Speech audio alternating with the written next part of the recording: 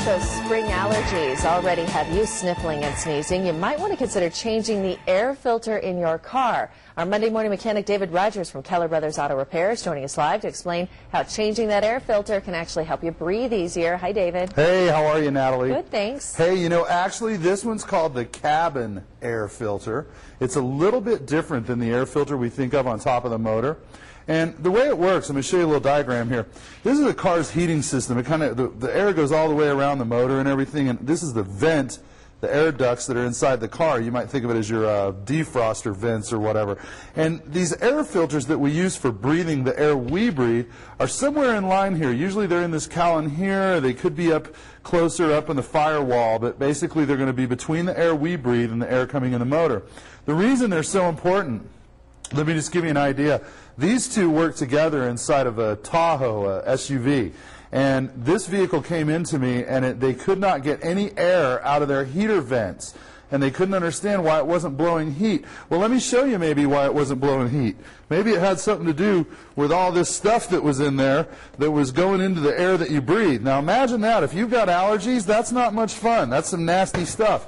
And you can see that all kinds of debris can get caught in there. Here's some kind of wrapped stuff and bird feathers and leaves and such. You know, the fact of the matter is that this time of year, you're really going to notice a difference. Yeah.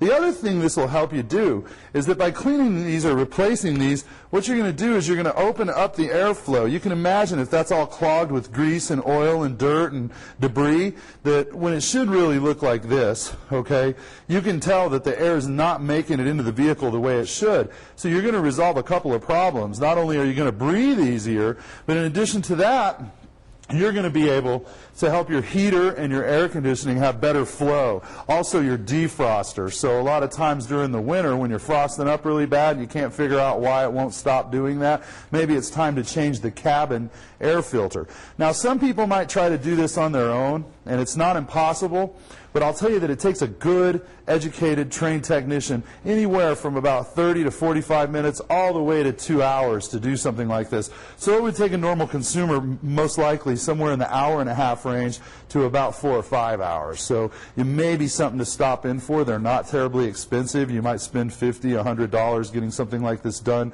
but for the price to breathe a little better, I think that's a lot cheaper than buying over-the-counter drugs. What a huge difference when you look at the clean filter there. Oh, it really makes you think about what's going into your lungs. Yeah. You know, I heard something this weekend from a doctor that said that the average human being breathes 2 to 3 teaspoons of dirt a day.